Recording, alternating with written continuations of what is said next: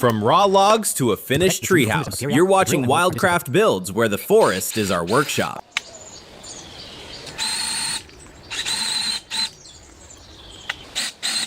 I marked specific spots on the tree where the bolts would be installed after drilling. After disinfecting the drill bit, I began drilling at the marked spots to the correct depth.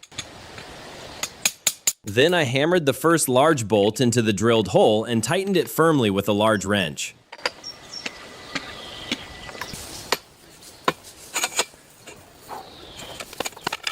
I repeated the same procedure to install the remaining bolts around the tree to ensure the structure remains balanced. I firmly attached the metal brackets to the wooden beams using strong screws.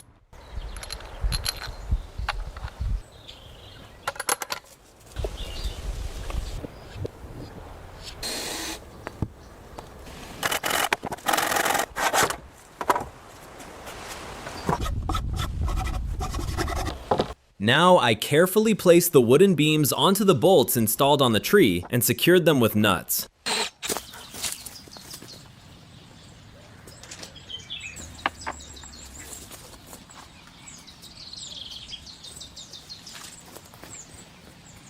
I used strong clamps to hold the beams in the correct position and place them on the bolts attached to the tree.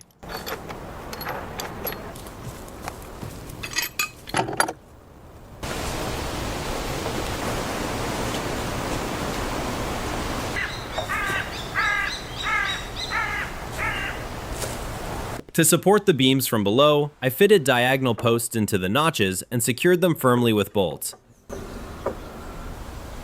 I pruned the dead branches hanging dangerously above the treehouse.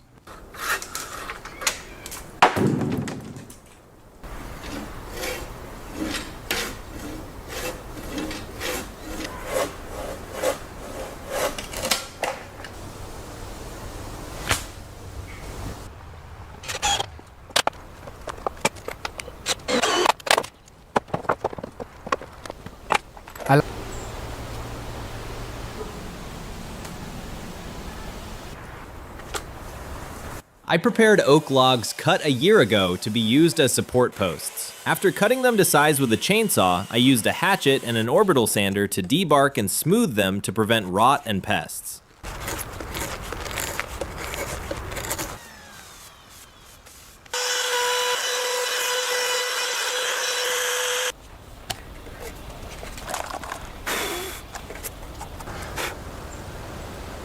To prevent the posts from rotting on the concrete foundation, I designed a water barrier system. I installed a hardwood block and a waterproof layer between the oak post and concrete. I also routed a pocket at the bottom of the post, so rainwater drips off the edge instead of soaking the core.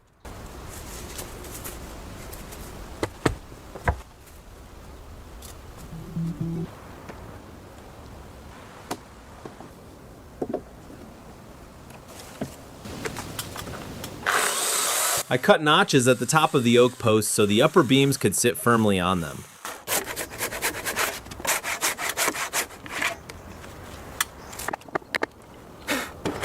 I used my Japanese handsaw for the final touches on the notches, as it provides extremely clean cuts.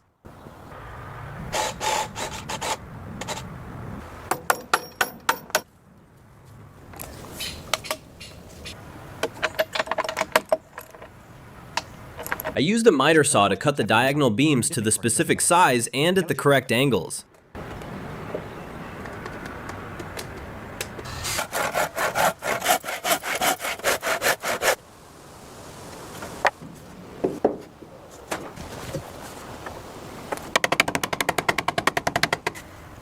To ensure the wood lasts long and doesn't rot, I applied tung oil to the joints and exposed sections.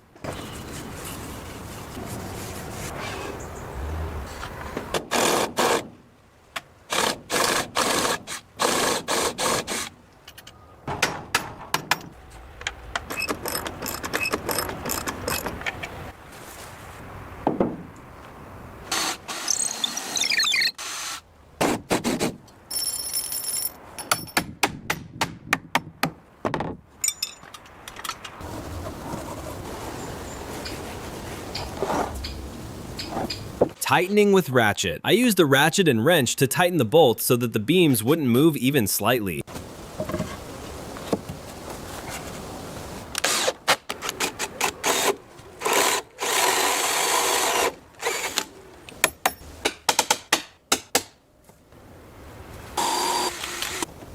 I designed it so that the main load is carried by the timber joints themselves, not just the fasteners.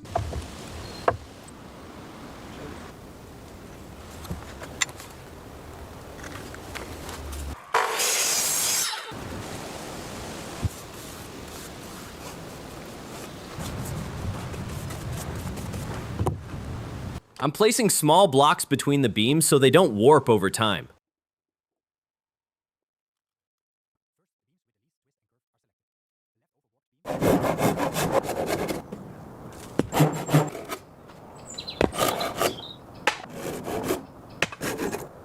I'm using the warped beams for smaller pieces so that no wood goes to waste.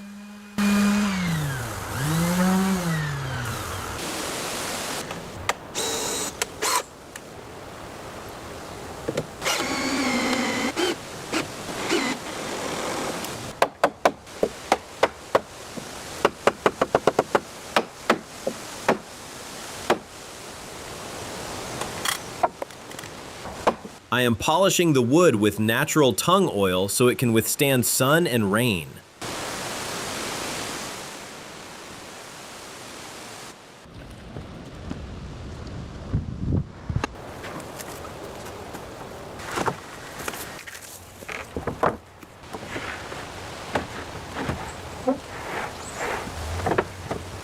I built a lift to raise the heavy plywood boards this high.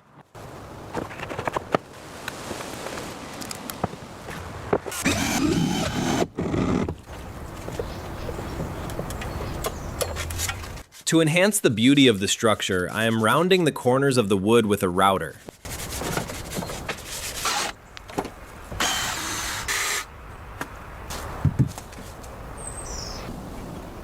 Tung oil to each joint to prevent moisture from damaging the wood.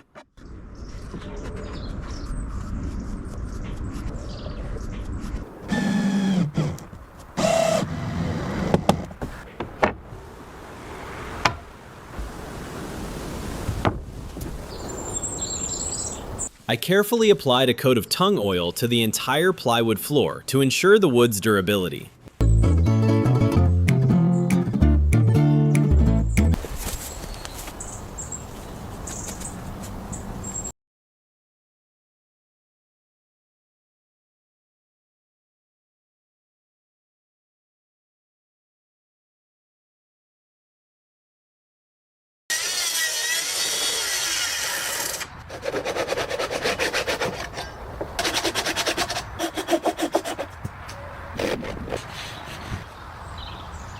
I installed a long metal pipe as the central pole for the spiral staircase onto the foundation.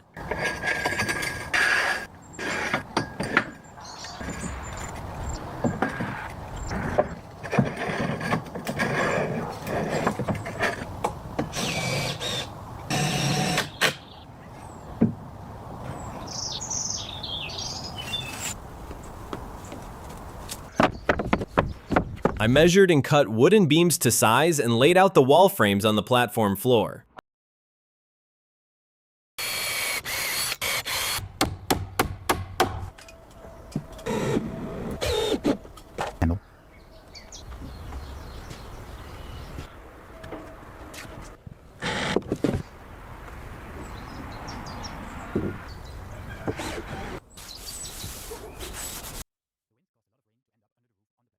I pre-drilled holes and used long screws to firmly secure the beams and strengthen the wall frames.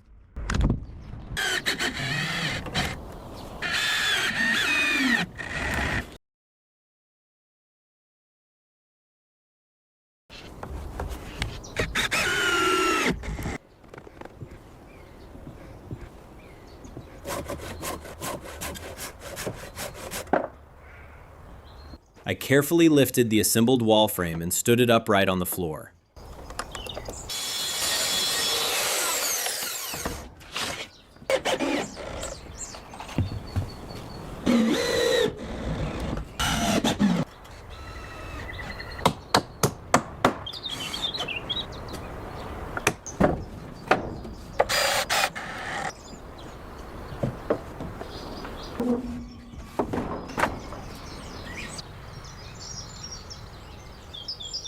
I used a protractor to measure and cut the wood at specific angles to create the triangular roof frame.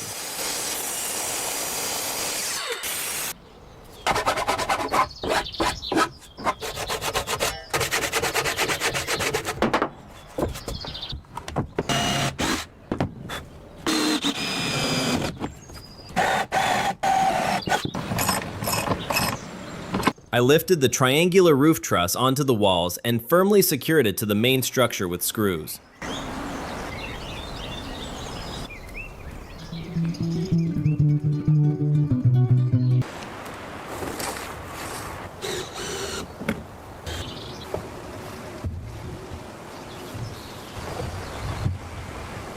Since the beams were quite long and heavy, I took extra care while lifting them from the ground to the top.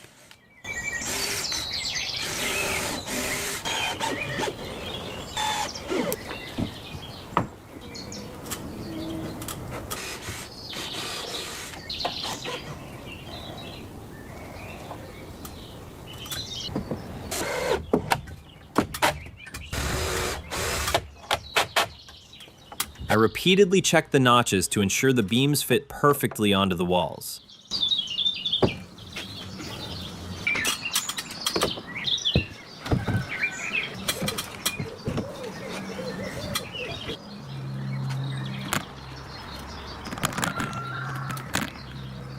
Pieces. I installed small wooden blocks under the beams to transfer the roof load directly onto the walls.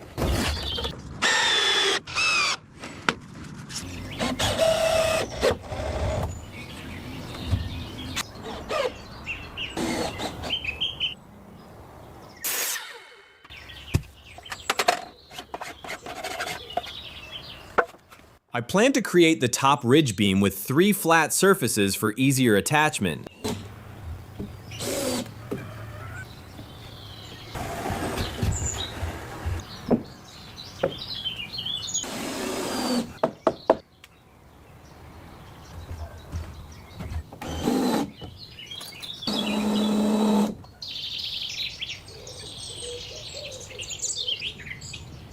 As it suddenly started raining during the work, I quickly covered the roof with temporary corrugated sheets.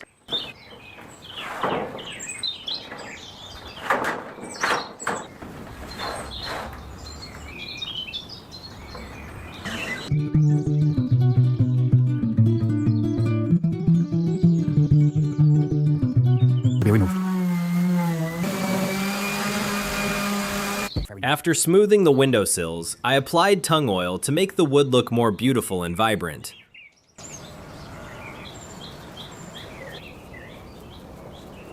For free and safe from the dump are great. The frame is made of hardwood and it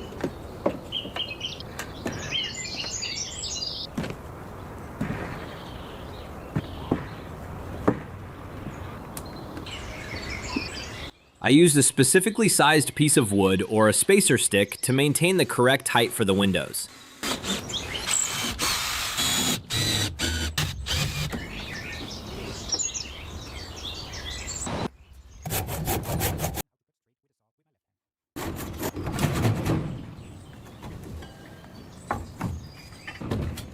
I used a small router machine to round off the edges and make the beam corners look clean and professional.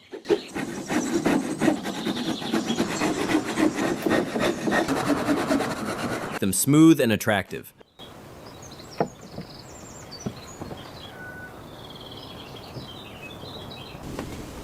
I used the Japanese handsaw for many of the precise cuts.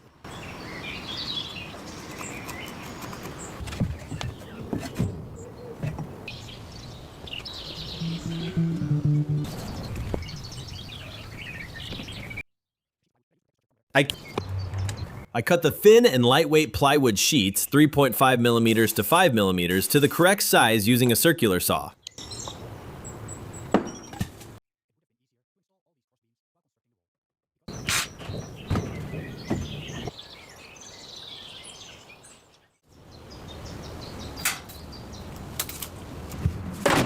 I skillfully tied a scaffold knot to ensure the safety rope was securely fastened.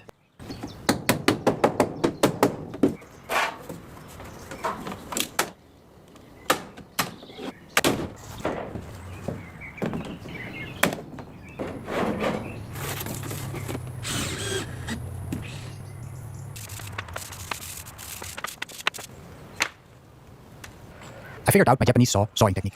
Cutting on top of an old beam results in a nicer cut. It is also easy to position and keep efficient.